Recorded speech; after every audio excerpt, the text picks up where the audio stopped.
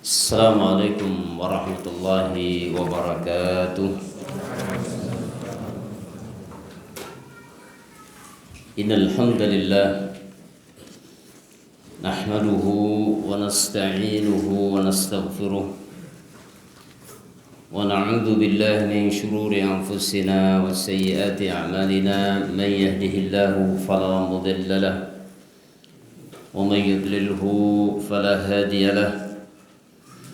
أشهد أن لا إله إلا الله وحده لا شريك له جل عن الشبيه والنظير وأشهد أن محمدا عبده ورسوله وصفيه وخليله أرسله ربه بالهدى ودين الحق ليظهره على الدين كله ولو كره المشركون. اللهم علمنا ما ينفعنا وانفعنا بما علمتنا وزدنا علما. اللهم أرنا الحق حقا وارزقنا اتباعه وأرنا الباطل باطلا وارزقنا اجتنابه. اللهم اجعلنا هداة مهتدين إلى صراطك المستقيم. أما بعد. Para jamaah, bapak-bapak, ibu-ibu, para ikhwan dan akhwat yang saya muliakan, rahimani wa rahimakumullah, wa azani Allahu wa iyyakum, wa wafaqani Allahu wa iyyakum lima yuhibbuhu wa yardah. Tidak lupa saya mengajak kepada para jamaah, mari kita tidak bosan untuk terus bersyukur kepada Allah, karena Allah tidak pernah bosan memberikan nikmat kepada kita. Wabil khusus pada kesempatan malam yang berbahagia ini, alhamdulillah rabbil alamin, Allah masih berkenan memberikan umur kepada kita, kesehatan, dan utamanya adalah nikmat yang paling azam, nikmat yang paling afdal. Tidak ada nikmat yang lebih besar dan lebih afdal dari nikmatul iman, yang mana dengan nikmat iman ini menjadikan hati kita lapang untuk menerima segala apa yang menjadi ketetapan Allah di dalam syariatnya, baik syariat kauniyahnya ataupun syariat syar'iyahnya. Kemudian juga kita diringankan langkah-langkah kaki kita untuk menuju masjid ini dalam rangka memenuhi panggilan Allah, yaitu melaksanakan salat maghrib secara berjamaah. Dan juga durasi waktu antara maghrib dan isya kita manfaatkan sejenak untuk mengkaji agama Allah dengan membaca salah satu karya kutaib dari Syekh Profesor Dr. Abdul Razak bin Abdul Muhsin Al-Badr hafizahullah ta'ala, Asyratu asbabil insyirahis sadr, 10 sebab lapang dada. Itu kurang lebih tema kitab ini. Tentunya kita mempelajari kitab ini setelah kita terus berdoa dan memohon kepada Allah, mudah-mudahan kita diberikan taufik oleh Allah untuk bisa mengamalkan segala apa yang kita pelajari dalam kitab ini, yaitu tentunya adalah ziyadatul iman, atau bahkan mungkin kesempurnaan iman, yang dengan itu menjadi faktor akan semakin lapang dadanya diri kita. Karena sungguh ya al-iman yazidu wa yanqus, seperti dalam akidah Ahlussunnah wal Jamaah yang sudah kita pahami bersama, bahwa iman itu akan mengalami yazid wa yanqus, akan bertambah, akan berkurang. Maka seperti yang sudah kita bahas, bi hasabi ala hasabi al-iman rihabatus sadar, lapang dada itu mengikuti kadar iman seseorang. Tatkala iman kita semakin naik, semakin sempurna, tentunya rihabatus sadar akan semakin lapang, dada kita akan semakin lapang. Dan tentunya setelah berdoa kepada Allah, kita harus berusaha semaksimal mungkin, karena itulah yang dinamakan dengan tawakal, gabungan perpaduan antara dua hal, yaitu raja atau ta'alluqul qalbi, bersandarnya hati kepada Allah, dan diiringi dengan fi'lul asbab atau melakukan sebab-sebab. Ya. Maka mudah-mudahan tentunya setelah kita terus berdoa kepada Allah, mudah-mudahan hati kita dilapangkan oleh Allah. Mudah-mudahan kita bisa mengamalkan apa yang menjadi isi daripada kitab ini. Pada pertemuan yang telah lalu kita sudah melewati dua sebab ya. Sebab yang pertama dan sebab yang kedua. Sebab yang pertama adalah tauhid, ya, mentauhidkan Allah Subhanahu wa taala, yang itu menjadi tujuan diciptakannya jin dan manusia. Kemudian sebab yang kedua adalah cahaya iman yang Allah pancarkan dalam hati hambanya. Jadi ketika seorang bertauhid dan Allah pancarkan cahaya iman dalam hatinya, maka akan menjadi lapang hati, lapang dadanya. Sehingga ketika hati dan dada sudah lapang, maka menghadapi segala persoalan dalam hidupnya, menghadapi persoalan dalam urusan dia, mulai dari bangun tidur sampai mau tidur kembali sepanjang hayat, maka dengan rehabatus sadar tentunya. Tinggal kita evaluasi, karena al-ilmu bila amalin kasyajari bila thamrah. Ilmu tanpa amal itu seperti pohon yang tidak berbuah. Kita sudah lewati dua sebab. Pertanyaannya, dua sebab itu sudahkah ada dalam diri kita, dan sudah nampakkah pengaruhnya dalam diri kita semenjak kita mempelajari dua sebab tersebut? Kira-kira sudah ada dampaknya belum? Yang pertama tauhid, yang kedua adalah apa? Cahaya iman. Pertanyaannya, setelah kita mengkaji dua sebab tersebut, kira-kira sudah berapa persen itu memberikan pengaruh pada diri kita sampai hari ini kira-kira? Maka masing-masing perlu muhasabah, ya kan? Perlu kita muhasabah selalu, karena sungguh ilmu dipelajari adalah lil amal, untuk diamalkan, bukan sekedar untuk nadhari, bukan sekedar untuk wacana, maklumat, ya, bukan. Tapi tujuan utama kita pelajari ilmu adalah al-amal. Kata seorang penyair, al-amal al-ilmu bila amalin kasyajari bila thamratin. Ilmu tanpa amal seperti sebuah pohon yang tidak berbuah. Kita persingkat waktu, kita memasuki sebab yang ketiga. As-sababus tsalitsu, sebab yang ketiga. Sebab lapang dada yang ketiga adalah tahsilul ilmin nafi', mendapatkan ilmu yang bermanfaat. Seorang hamba yang benar-benar telah mendapatkan ilmu nafi', maka ilmu nafi' itu akan menjadikan dada seseorang lapang. Nah, ini juga sebagai evaluasi untuk diri kita masing-masing. Kita sudah ngaji, sudah belajar banyak, belajar agama Allah ini sudah bertahun-tahun. Saya sendiri juga, kita semua sudah berapa tahun kita belajar ya. Pertanyaannya, ilmu yang kita pelajari sudah bermanfaat apa belum? Ini tugas kita masing-masing untuk koreksi. فَكُلَّمَا زَادَ تَحْصِيلُ الْعَبْدِ مِنَ الْعِلْمِ الشَّرْعِيِّ الْمُسْتَمَدِّ مِنْ كِتَابِ اللَّهِ عَزَّ وَجَلَّ وَسُنَّةِ نَبِيهِ صلى الله عليه وسلم زَادَ انشِرَاحُ الصَّدْرِ. Maka tatkala bertambah, ya, ketika bertambah hasil, bertambah tahsil abdi minal ilmi, bertambah perolehan seorang hamba terhadap ilmu syar'i, ilmu syar'i yang diambil dari kitabullah azza wa jal dan dari sunnah nabinya sallallahu alaihi wasallam. Ya, ini penting sekali ketika seorang hamba berhasil mendapatkan tambahan ilmu syar'i yang diambil dari kitabullah azza wa jal dan dari sunnah nabinya sallallahu alaihi wasallam. Zada insyirahus sadrihi, maka bertambahlah lapang dada. Jadi seiring bertambahnya ilmu nafi', bertambahlah lapangnya dada.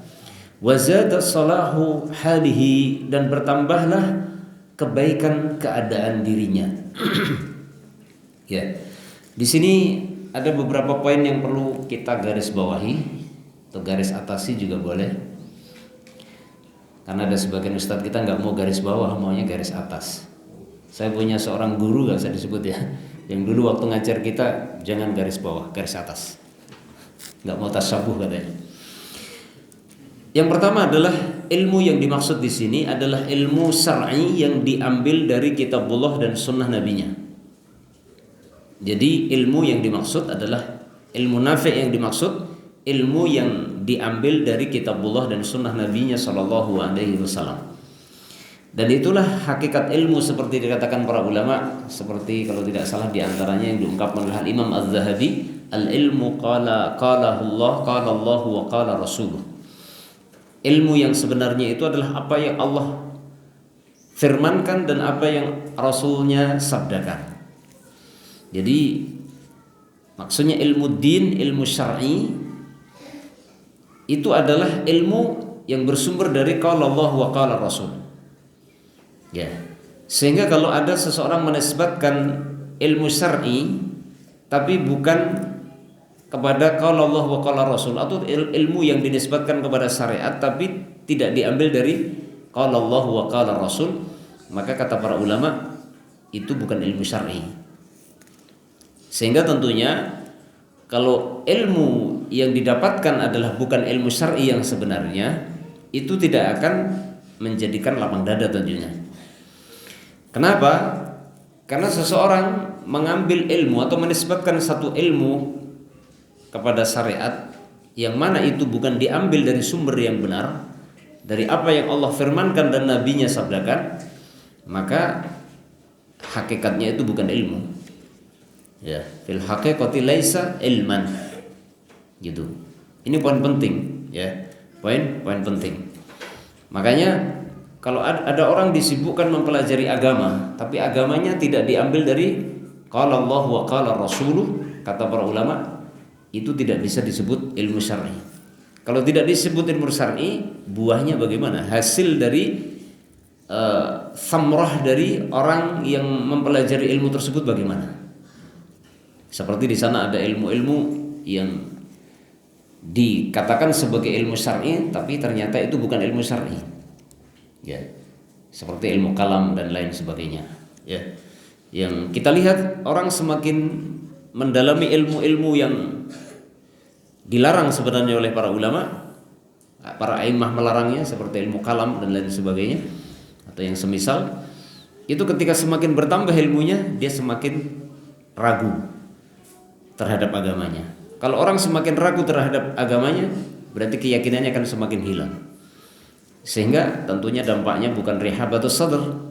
Sehingga kita lihat muncul statement-statement dari orang-orang yang seperti itu, pengingkaran terhadap syariat. Pengingkaran terhadap syariat sehingga syariat pun menjadi berat. Ya kan? Syariat pun menjadi berat untuk dikerjakan karena sebab itu. Makanya ada ungkapan sebagian salaf, kalau tidak salah adalah ungkapan dari Umar bin Khattab yang mengingatkan wa iyyakum wa mujalasati ahli ra'i. Hati-hati kalian jangan sampai duduk-duduk di majelisnya ahli ra'i. Jadi orang yang bicara agama dengan menggunakan logika. Jadi agama itu dengan logika. Apa kata Umar? Hum a'da'u sunnah. Sampai-sampai Umar mengatakan mereka itu orang-orang yang memusuhi sunnah. Ayat humus sunnah. Sunnah tidak mungkin bisa mereka fahami dengan benar. Sehingga kita lihat ya, orang-orang yang seperti itu yang disibukkan dengan ilmu-ilmu tersebut, nanti akhirnya adalah bukan faham terhadap syariat Allah, tapi justru memusuhi akhirnya. Dan itu terjadi, fakta terjadi, ya kan? Oleh karena itu ini penting, poin penting. Minal ilmi syar'iyyil mustamaddi min kitabillahi azza wa jalla wa sunnati nabihi sallallahu alaihi wasallam zadan syirahu sadrihi. Jadi ilmu yang dimaksud adalah ilmu syar'i yang diambil dari mana? Dari sumber yang benar, Al-Qur'an dan sunnah nabinya.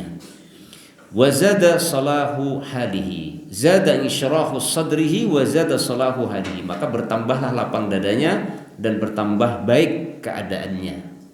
Jadi ilmu syar'i yang diambil dari sumber yang benar, satu, melapangkan dada, dua, memperbaiki kondisi dan keadaan. Jadi orang yang benar-benar mengambil ilmu dari sumber yang benar, itu pasti dua hal ini akan didapatkan. Tentunya jika ilmu itu bermanfaat, gitu ya.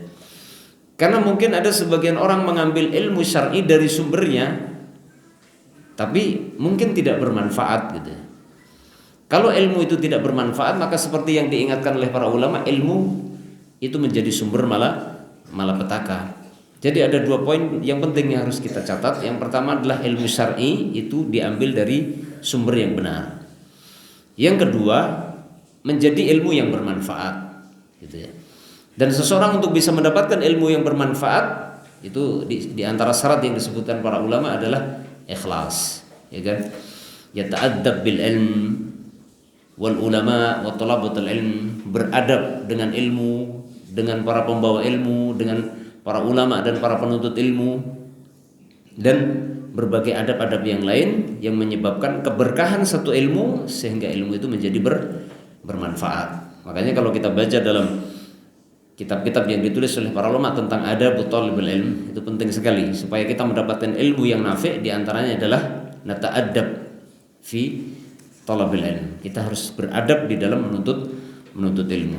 Dan kalau kita bicara adab tentang menuntut ilmu tentunya sangat panjang ya. Ikhlas, kemudian kita memuliakan ilmu, memuliakan majelis ilmu, memuliakan para pembawa ilmu baik itu ulama ataupun para penuntut ilmu. Hatta sesama penuntut ilmu sendiri itu diwajibkan untuk saling beradab, saling memuliakan. Kemudian fal ilmu fihi, kata beliau, rif'atul abdi wa sa'adatuhu wa falahu fid dunyahu wa ukhrahu. Ilmu, ya, ilmu syar'i, rif'atul abdi itu akan meninggikan derajat hamba atau menjadikan tingginya derajat seorang hamba, wa sa'adatuhu dan menjadikan kebahagiaan hamba, wa falahuhu dan keselamatan hamba di dunia dan di akhiratnya, wa nurun wa diya'un li tariqihi, menjadi cahaya dan menjadi penerang jalannya. Ya, itulah ilmu syar'i. Ilmu syar'i itu meninggikan derajat, menjadikan kebahagiaan, keselamatan dunia dan akhirat, menjadi cahaya, penerang jalan kehidupan manusia. Kama qala ta'ala, sebagaimana Allah Ta'ala berfirman, yarfa'illahu alladhina amanu minkum walladhina utul ilma darajat. Allah akan mengangkat orang-orang yang beriman di antara kalian dan orang-orang yang telah diberikan ilmu, diangkat beberapa derajat. Di sini dengan menggunakan kata jamak darajat, berarti derajatnya lebih tinggi dibandingkan orang beriman yang tidak berilmu. Wa huwa ma'a dzalika jannatun ya'ishu fiha talibul ilm. Bersamaan dengan itu, ilmu syar'i itu menjadi surga, menjadi sebuah surga yang penuntut ilmu hidup di dalamnya. Ya. Wa raudatun muzhirah, dan menjadi sebuah taman yang penuh dengan bunga di dalamnya. Wa bustanun musmirun, dan menjadi sebuah kebun yang berbuah, maksudnya kebun yang di dalamnya penuh dengan buah. Yajidu fihi bahjatahu, yang seorang penuntut ilmu akan mendapatkan di dalam kebun itu bahjatahu, kegembiraannya, wa unsahu dan kesenangannya, wa rahatahu dan ketenangannya, wa sa'adatahu dan rasa bahagianya, wa yaktifu fihi min atayibis thimari wa sunufil azhari, dan penuntut ilmu bisa memetik di kebun ilmu tersebut yaitu buah yang terbaik dan bunga-bunga yang terindah atau bunga-bunga yang indah. Ini adalah kata kiasan ya, atau yang disebut dengan kinayah dalam bahasa Arabnya, yaitu penulis menggunakan kata kiasan yang menggambarkan indahnya ilmu. Menggambarkan ilmu itu adalah perkara yang sangat menggembirakan, menyenangkan, membahagiakan. Digambarkan seperti sebuah taman atau sebuah kebun yang di dalamnya penuh bunga, penuh dengan buah-buahan. Walihada najidu jama'atan minal ulama. Oleh karena itu kita mendapati sekelompok dari para ulama sammau musannafatihim fi ulumi syariati bima ya'taqidunahu min wasfin li hadzal ilmi.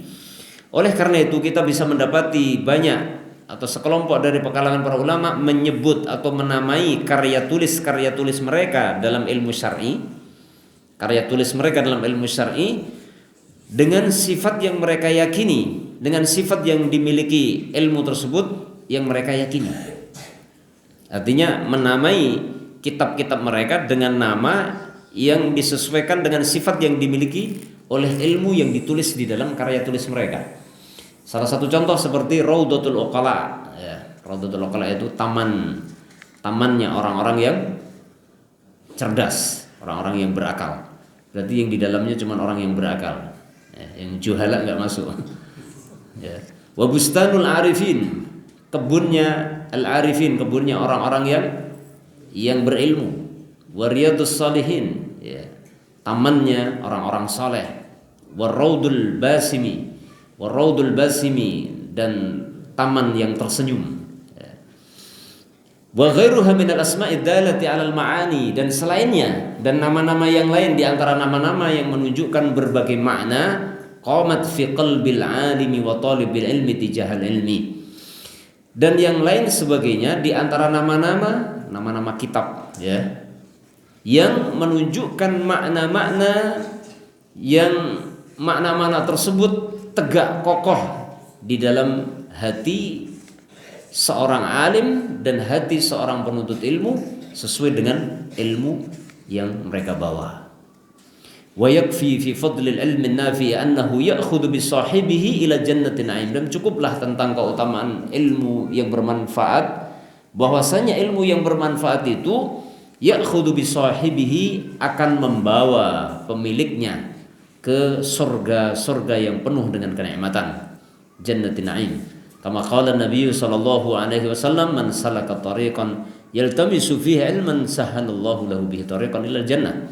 Sebagaimana Nabi sallallahu alaihi wasallam yang mulia sabdakan, barang siapa yang menempuh satu jalan yang di jalan tersebut dia mencari ilmu, maka Allah mudahkan untuknya, Allah mudahkan baginya jalan menuju surga.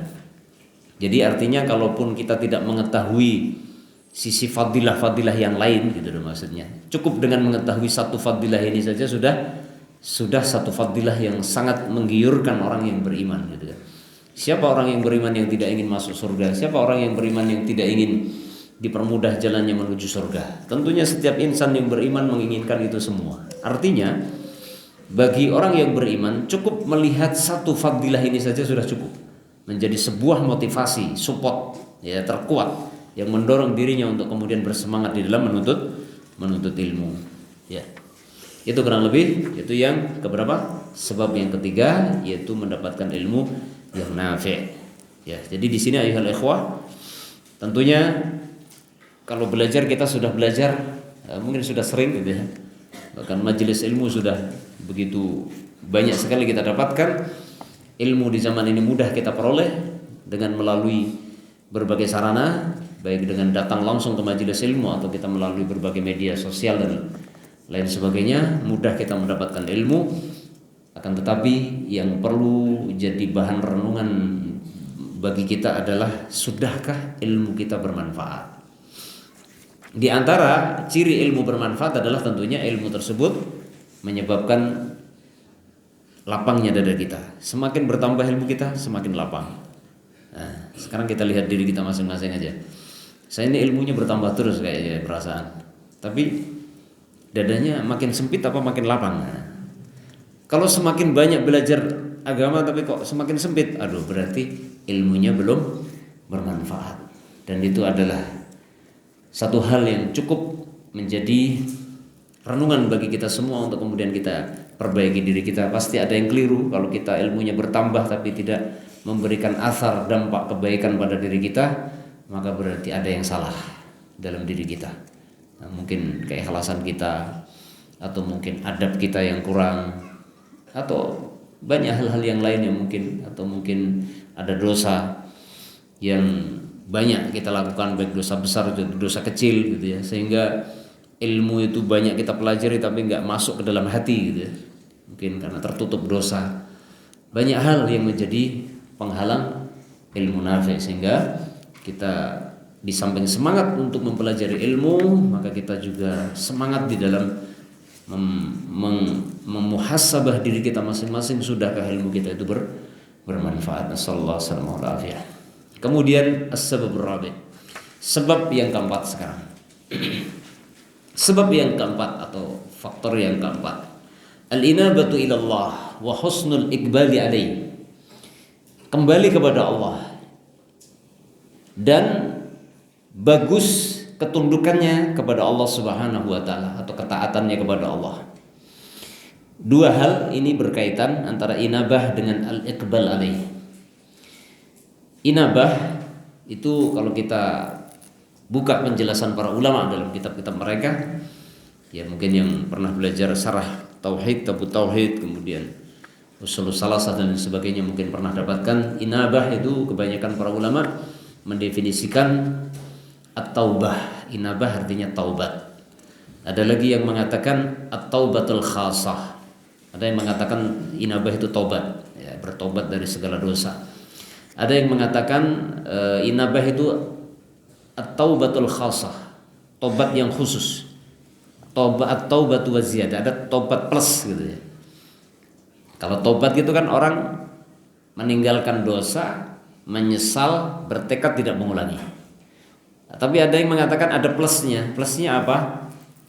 Amalannya lebih baik setelahnya.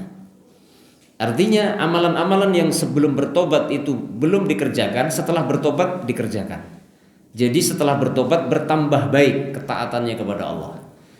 Itu namanya inabah.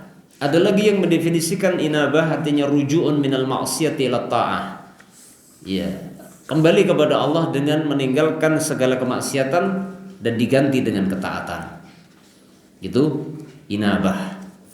Kemudian yang kedua, al-iqbal. Al-iqbal sebagian ulama mengatakan al-istiqbal 'ala Allahi fi ta'ah atau bi ta'ah. Yaitu menghadapkan diri selalu kepada Allah dengan berusaha mentaatinya. Ya, berusaha mentaatinya. Menghadapkan diri selalu kepada Allah dengan terus berusaha mentaati Allah. Al-iqbal, istiqbal alaihi Allah. Gitu ya.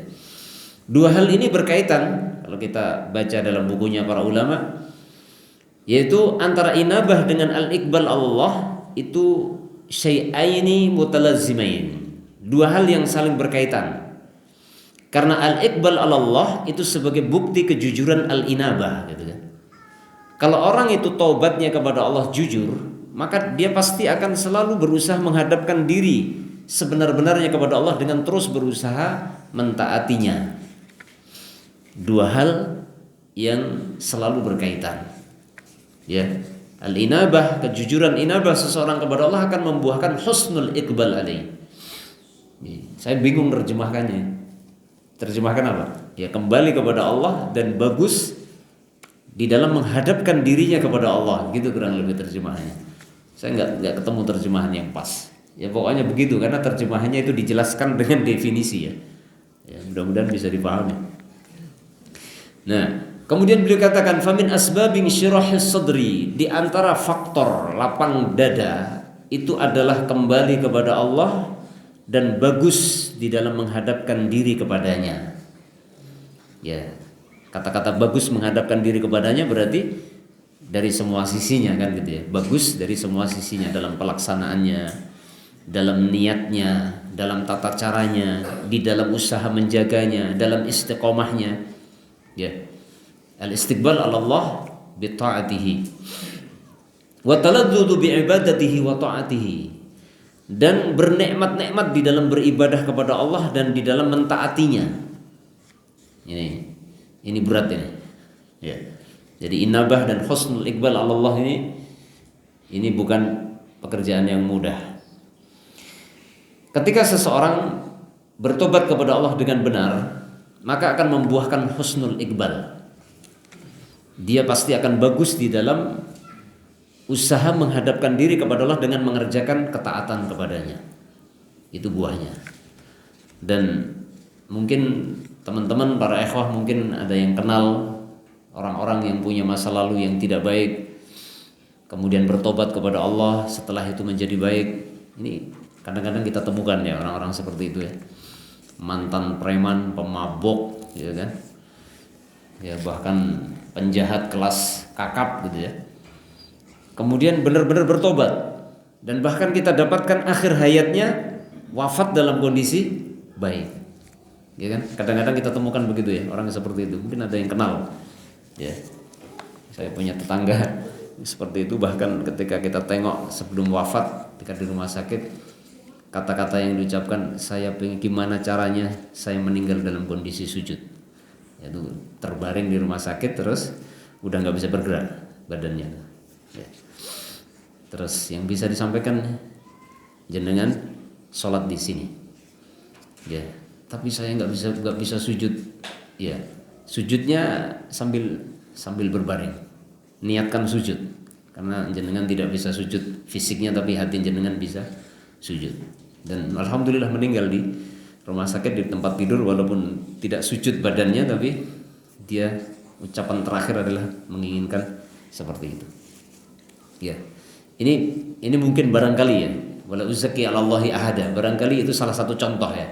Contoh kalau orang itu berinabah betul kepada Allah, dia akan berusaha semaksimal mungkin untuk husnul iqbal, berusaha memperbagus di dalam ketundukan dia kepada Allah sesuai dengan kemampuan yang dia miliki. Dan kita lihat bagaimana akhir hayatnya seperti itu.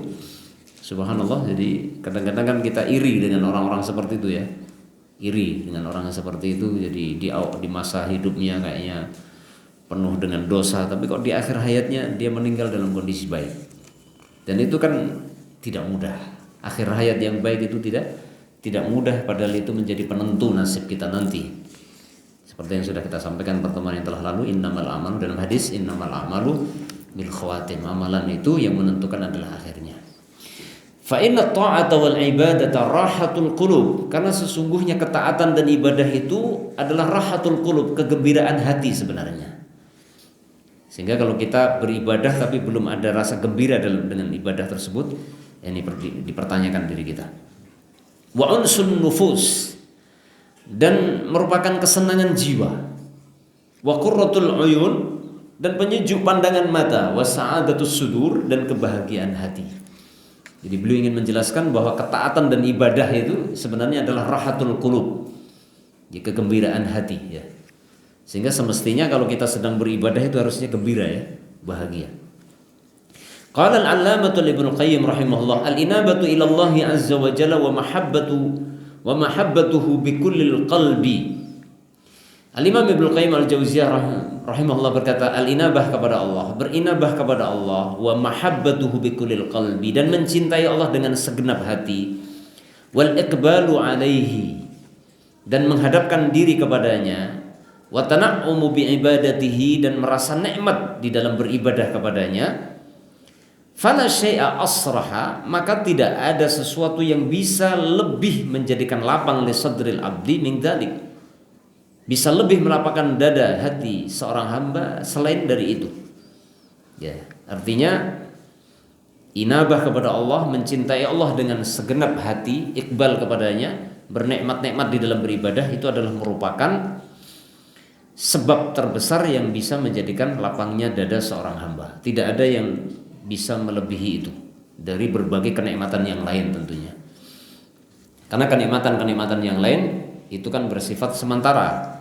Adapun kenikmatan yang satu ini, iman inabah kepada Allah, mencintai Allah dengan segenap hati dan seterusnya tadi, itu sebenarnya adalah kenikmatan yang kekal dan abadi, dibawa mati yang berujung surga, seperti yang dikatakan Ibnu Taimiyah ya, mungkin sudah hafal. Ibnu Taimiyah menyebutkan inna fid dunya la jannah man lam yadkhulha la yadkhul jannatal akhirah gitu ya. Jadi di dunia ini sebenarnya ada surga. Barang siapa yang belum pernah masuk ke dalam surga dunia, dia nanti nggak bisa masuk surga akhirat. Ketika beliau ditanya apa? Mahabbatullah wa dzikruhu, cinta kepada Allah dan menyebut namanya. Ya, mencintai Allah. Ketika orang cinta kepada Allah, dia akan senang menyebut namanya. Dan itu satu hal yang lazim kan. Ketika seorang mencintai sesuatu yang dicintai pasti sering disebut-sebut. Bahkan disebut-sebut dalam mimpi. Niko pun nyebut namanya. Itu saking cintanya. Maka demikianlah orang cinta kepada Allah. Dan cinta kepada Allah membuahkan cinta lillahi wa fillah. Cinta kepada Allah membuahkan cinta kepada segala sesuatu karena Allah, atau mencintai segala sesuatu yang Allah cintai. Sehingga ketika Allah mencintai sesuatu, dia pun akan cinta kepada sesuatu tersebut. Ya, sehingga tidak heran ketika ada sebagian salaf terdahulu yang bernikmat-nikmat dengan musibah, dengan sakitnya dengan penderitaannya yang orang lain menderita merasa sakit, justru mereka merasakan itu sebagai kenikmatan. Kenapa? Karena buah dari cintanya kepada Allah. Kalau cintanya kepada Allah sempurna, dia akan mencintai apa saja yang Allah cintai. Ketika Allah memberikan musibah kepada seorang hamba, itu karena cinta.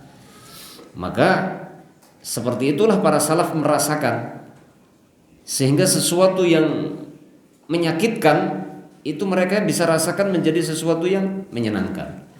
Dan ini subhanallah sangat jauh sekali itu kalau dibandingkan dengan kita nggak bisa bayangkan. Terakhir sebelum azan kita dengarkan, hatta innahu la yaqulu ahyanan in kuntu fil jannati fi mithli hadhil hala fa inni idan fi 'aishin tayyibin.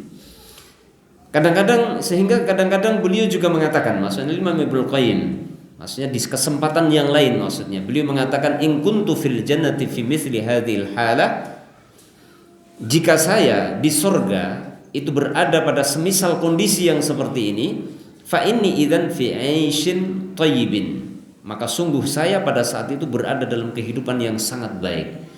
Maksudnya apa? Beliau ingin menyelaraskan antara kondisi hati seseorang ketika masih hidup di dunia dengan kondisi hati seseorang ketika sudah masuk ke dalam surga. Kurang lebih ada penjelasan sebagian ulama yang menjelaskan ungkapan beliau ini, kenikmatan seseorang di dunia yang itu dibuahkan oleh keimanan, itu kenikmatan tersebut tidak akan putus, tidak akan pernah putus, dan itulah nikmat yang kekal dan abadi. Ya, saya ulangi, kenikmatan iman yang dirasakan oleh seorang mukmin itu adalah kenikmatan yang kekal dan abadi yang akan dibawa sampai mati berujung surga. Itulah kenikmatan yang sejati. Adapun nikmat-nikmat yang lainnya itu semuanya bersifat sementara. Kita punya nikmat apa sajalah selain nikmatul iman ya.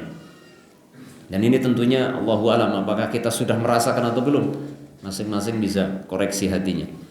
Ketika seseorang merasakan kenikmatan-kenikmatan yang bersifat duniawi, lihat saja kenikmatan duniawi semuanya itu bersifat sesaat dan mudah berlalu. Semuanya bisa dibuktikan. Akan tetapi kenikmatan duniawi yang bersumber dari iman itu adalah kenikmatan yang kekal dan abadi, yang itu tidak akan pernah sirna, dibawa mati berujung kepada surga. Dan itulah kurang lebih yang diungkapkan oleh Malik bin Dinar ya, yang mungkin pernah dengar ungkapan Malik bin Dinar yang menyebutkan kharaja ahlud dunya minad dunya wa lam yazuqu atyaba ma fiha. Penduduk dunia itu kebanyakan meninggal dunia dalam kondisi belum pernah mencicipi nikmat dunia yang paling nikmat. Lalu beliau ditanya, "Wa ma hiya ya Aba Yahya?" Apakah nikmat dunia yang paling nikmat yang kebanyakan orang belum pernah mencicipi, wahai Abu Yahya? Maka beliau menjawab, ma'rifatullah wa mahabbatuh, akamaqal, mengenal Allah dan cinta kepadanya. Mengenal Allah dan cinta kepadanya. Nah, ini juga kalau orang belum sampai ke sana juga belum bisa merasakan, ya kan? Itulah kenikmatan yang kekal dan abadi yang dirasakan di dunia, terus berlanjut sampai alam kuburnya, berlanjut berujung sampai ke surga. Kita dengarkan dulu kumandang adzan, kemudian kita sambung insyaallah setelah adzan. Sallallahu nabiyana Muhammadin wa ala alihi washabbihi wasallam.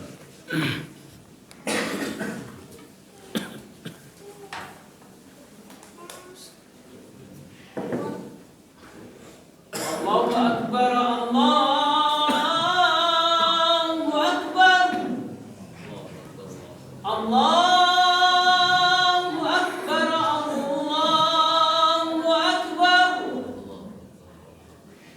Ashhadu an la ilaha illallah.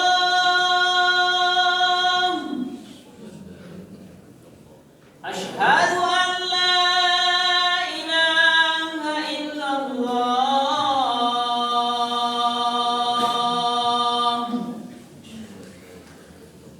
Ashhadu anna Muhammadar Rasulullah.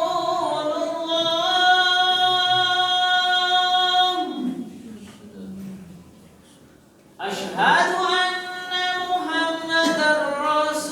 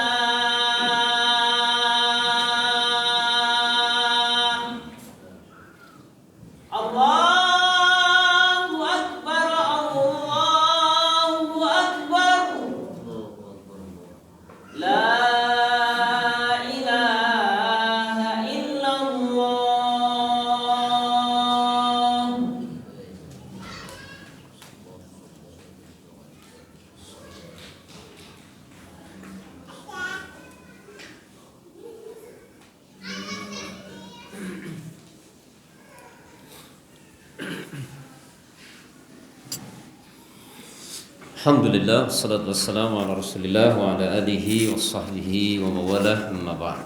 Kita lanjutkan 5 menit. Setuju? 5 menit ya? Atau diselesaikan nih? 6 menit pas. Selesaikan. Ya. Subhanallah, sampai mana tadi ungkapan dari Al-Imam Ibnu Qayyim? Terakhir, in kuntu fil jannati fi mithli hadhil halati fa inni idzan fi 'aishin thayyib. Ya. Misalu dzalik, contohnya. Kemudian penulis memberikan contoh. As-shalah. Nah, subhanallah. Salat. Nah, ini dia. Jadi kebahagiaan di surga itu ditentukan kebahagiaan di dunia. Kurang lebih begitu. Dan itulah buah dari mahabbah yang ada di dalam dada seseorang kepada Allah. Ini jujur saja nih pelajaran yang sangat berat gitu ya. Ya mungkin kita bisa paham baca, tapi gimana prakteknya ya, subhanallah. Ya semuanya taufik dari Allah, kita berdoa. Misalul dzalik as-shalah. Contohnya itu adalah salat. Kam fiha min qurrati ain. Betapa banyak di dalam salat itu ada penyejuk pandangan mata. Sebagian orang itu kan salat itu berat ya. Jadi enggak jenak itu. Salat itu kan pengennya cepat rampung gitu. Apalagi imamnya panjang, udah bacaannya enggak enak, panjang lagi, waduh. Warahati balin. Warahati bal. Jadi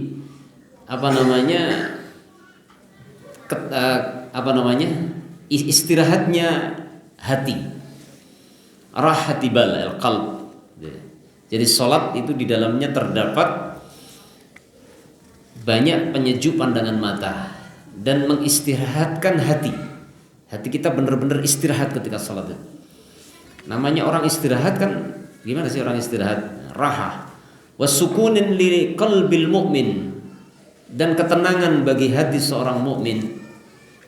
Hatta qala nabiyuna sallallahu alaihi wasallam, qum ya Bilal fa'arihna bis salah. Ya. Nabi sallallahu alaihi wasallam bersabda, qum ya Bilal, iqamahlah wahai Bilal, fa'arihna bis salah. Buatlah kita ini beristirahat dengan salat, atau merasa gembira dengan mengerjakan salat. Dalam sarahnya, saya kutipkan sarah daripada hadis ini dari Mausu'ah Hadithiyah, dijelaskan ai irfa, maksudnya Rasulullah memerintahkan Bilal, irfa adzanas salah, kumandangkan adzan wahai Bilal, wa aqimha, dan tegakkan salat wahai Bilal, linastariha biha, agar kita bisa beristirahat dengan salat. Dengan mengerjakan salat kita istirahat. Wa ka'anna dukhulahu fiha huwa ar-rahatu min ta'abid dunya wa masyaghiliha. Nabi SAW seakan-akan ingin menjelaskan bahwa ketika seseorang itu masuk ke dalam salat, maka dia beristirahat dari segala kelelahan dunia dan segala kesibukan dunia. Sehingga ketika masuk ke dalam salat, tentram hatinya, tenang jiwanya, bahagia. Ya, sehingga larut gitu kan. Makanya para salaf terdahulu, kalau kita baca bagaimana qiyamul lailnya para salaf, ya tentunya yang pertama para salaf itu diteladani oleh Nabi SAW. Bagaimana Nabi SAW bisa salat malam dalam satu rakaat, bisa dari surat Al-Baqarah sampai surat An-Nisa misalkan, yang sampai dalam satu riwayat Aisyah, beliau pernah ditegur Aisyah ya, ketika Aisyah melihat Rasulullah kakinya bengkak-bengkak karena berdirinya lama panjang gitu kan. Tapi ketika Rasulullah ditanya oleh Aisyah, jawabannya apa? Ya Aisyah, afa akuna abadan syakura, tidakkah pantas aku menjadi hamba yang bersyukur? Namanya orang bersyukur itu kan berterima kasih. Ketika orang berterima kasih itu kan senang ya. Iya kan? Itu menggambarkan orang lain memandang Rasulullah itu susah payah, tapi Rasulullah itu merasakan itu sebagai sebuah kenikmatan. Itulah gambarannya ya. Subhanallah. Kemudian juga kisahnya para sahabat yang ketika qiyamul lail itu didengar suara gemuruh, tahan tangis gitu kan ya, mereka sholatnya panjang dan seterusnya. Jadi kalimat arihna bis salah yaitu dikatakan sebagai bentuk rahah min ta'abid dunya wa syaghiliha. Jadi ketika sudah masuk dalam sholat itu sudah berarti berbagai kesibukan kelelahan dunia itu sudah hilang semua, kepenatan duniawi itu hilang. Yang ada adalah kenikmatan di dalam sholat. Wa fil hadis, di dalam hadis al-akhar, ju'ilat qurratu 'aini fis salat. Iya. Sejuknya pandangan mataku itu diletakkan di dalam salat. Kama qala Nabi sallallahu alaihi wasallam. Jadi Nabi sallallahu alaihi wasallam itu ketika masuk ke dalam salat sudah isinya qurratu 'ain, kebahagiaan. Ya, subhanallah. Ini coba kita bandingkan dengan kita ketika kita masuk ke dalam salat, apa yang terjadi gitu ya. Ya, Allahu Akbar, pikirannya udah kesana kemari gitu. Ya. Ingat ini, ingat itu gitu ya. Ya, belum lagi imamnya panjang, imam rampung-rampung. Qala al-'allamah Ibnu Qayyim, telah berkata Imam al-'allamah Ibnu Qayyim rahimahullah, wa huwa yu'addidu a'mal al-abrar. Al-Imam Ibnu Qayyim berkata, beliau menjelaskan atau menghitung-hitung atau menyebutkan amalan-amalan orang-orang saleh, al-abrar ay as-salihin. Maksudnya adalah amalan orang-orang saleh di zaman dahulu. Fa awwalu ma yastayqidu ahaduhum min manamihi. Beliau menyebutkan bagaimana aktivitasnya orang-orang saleh di zaman dulu ketika bangun tidur. Fa awwalu ma yastayqidu ahaduhum min manamihi yasbiqu ila qalbihi al-qiyamu ila al-wudu' was-shalah. Perkara yang pertama kali yang muncul ketika salah seorang dari mereka itu bangun dari tidurnya, apa? Yasbiqu ila qalbihi, yang itu pertama kali muncul di hati adalah al-qiyamu ilal wudu. Jadi begitu melek, ya kan, buka mata dari tidur malam itu langsung apa? Hatinya ingatnya langsung wudu, salat, gitu ya. Kama amarahullah, seperti yang Allah perintahkan. Coba bandingkan kalau kita melek bangun malam, mikir apa kira-kira? Mikir wudu, sholat, atau mikir apa gitu ya? Ya sendiri-sendirilah, tahu sendirilah, ya kan? Bahkan ada yang bangun malam ya jam 2 malam atau jam 3 malam bangun, terus nggak tidur lagi, bukan mikirin wudu dan sholat, tapi mikirin macam-macam gitu. Subhanallah. Bandingkan dengan orang-orang saleh dahulu. Fa idza adda fardhu waqtihi istaghala bitilawati wal adhkari ila hin tatla asy-syams. Kemudian ketika mereka telah mengerjakan fardu pada waktunya, maksudnya fardu salat pada waktunya, masuk ke dalam salat maksudnya, telah menunaikan kewajiban salat pada waktunya, ya setelah selesai maksudnya, setelah menunaikan kewajiban pada waktunya, maksudnya salat misalkan, ya, salat malam, kemudian setelah itu salat subuh misalkan, istaghala bitilawah, maka mereka sibuk dengan baca Al-Quran wal azkar dan zikir ila hinin tatla'u syams, sampai pada waktu terbitnya matahari. Nah, ini kebiasaan mereka ya. Jadi bangun tidur di malam hari itu wudu, salat. Ya. Kemudian apa? Setelah itu enggak kemudian pergi, tapi masih disibukkan dengan membaca Al-Quran, berzikir sampai matahari terbit. Fayarka'ud duha, kemudian mengerjakan salat duha atau mungkin salat isyraq ya. Subhanallah ya. Ada sebagian ikhwah yang kita lihat di masjid itu istiqomah ya, dari dulu sampai sekarang ada itu.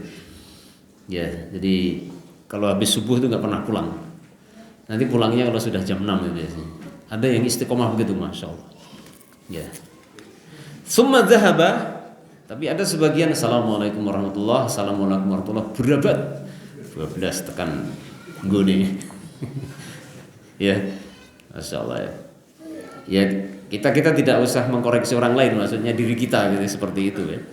Summa dhahaba ila ma aqamahu Allahu fihi minal asbab fa idza hadara fardhu dhuhri, subhanallah. Tadi kan selesai subuh dari salat malam ya, salat malam kemudian salat subuh, kemudian ya pulang ke rumah itu ya setelah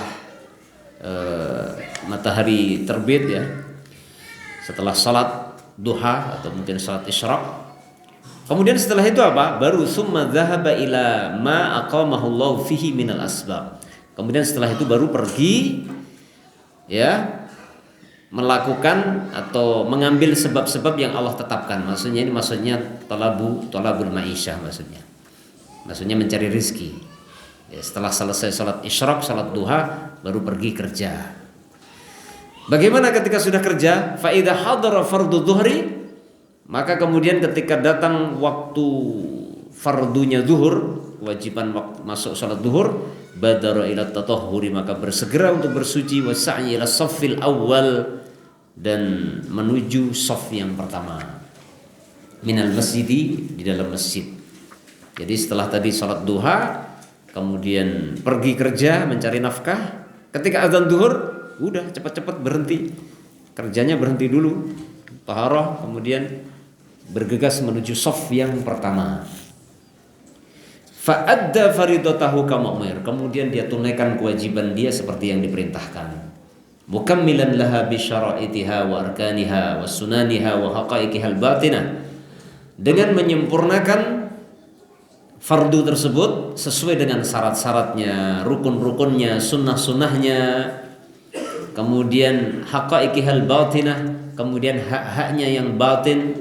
Hak-haknya salat yang batin itu apa? Minal khusyu', berupa kekhusyuan, wal muraqabah, perasaan merasa diawasi, wal huduri baina yaday rabbi, dan benar-benar hadir di hadapan Rabbnya. Ihsan gitu ya.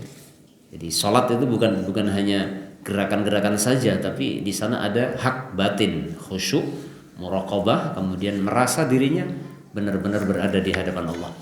Fayansarifu minas salati, kemudian dia yang sharif minas salat, selesai salat dalam kondisi waqad atharat fi qalbihi wa badanihi. Selesai salat apa? Sungguh dalam kondisi salat itu memberikan pengaruh di dalam hatinya, wa badanihi, dan pengaruh dalam badannya, wa sairi ahwalihi, dan seluruh kondisinya. Atharan tabdu ala safahatihi, yaitu pengaruh-pengaruh atau dampak gitu ya.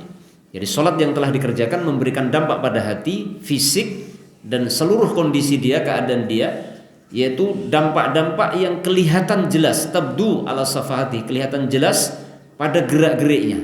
Jadi salatnya mempengaruhi gerak-geriknya, walisani, dan lisannya, ucapannya, wajawarihi, dan anggota badannya, wayajidu samrataha fi qalbihi, dan dia pun mendapatkan buah dari salat tersebut di dalam hati. Minal inabati ila daril khurud, berupa inabah, selalu menuju kepada kampung kekekalan. Jadi hatinya semakin banyak salat, semakin cenderung kepada akhirat. Wa tajafi an daril ghurur, dan hatinya jauh dari kampung yang penuh tipu daya dunia. Wa qillatit taqalubi, dan menjadi sedikit takalubnya, yaitu kesibukan dia terhadap duniawi berkurang dengan sebab pengaruh dari itu semua. Wal hirsi 'ala dunya, dan sedikit rakusnya terhadap dunia, wa ajiliha, dan hal-hal yang disegerakan di dunia. Qad nahadhu salatuhu anil fahsya'i wal munkar, sungguh salat dia bisa mencegah dirinya dari berbagai perbuatan keji, wal munkar, dan kemungkaran, wa habbabat ilaihi liqa Allah, dan menjadikan dia cinta untuk berjumpa dengan Allah atau rindu bertemu dengan Allah. Ini buah salat ya. Wa nafarathu min kulli qati'in yaqta'uhu anillah, dan salat tersebut akan menjadikan dia lari dari berbagai hal yang akan dari berbagai pemutus yang akan memutuskan hubungan dirinya dari Allah Subhanahu wa taala. Ini ungkapan yang diambil dari kitab Thariq Al-Hijratain ya. Yang dikutip dari perkataan Imam Ibnu Qayyim dari buku Thariqul Hijratain. Ya. Ini kurang lebih para jamaah yang dirahmati Allah Subhanahu wa taala sebab yang keempat yaitu al-inabah ilallah wa husnul iqbali alaihi. Mudah-mudahan Allah Subhanahu wa taala memberikan taufik kepada kita untuk bisa mengamalkan apa yang baru saja kita simak bersama.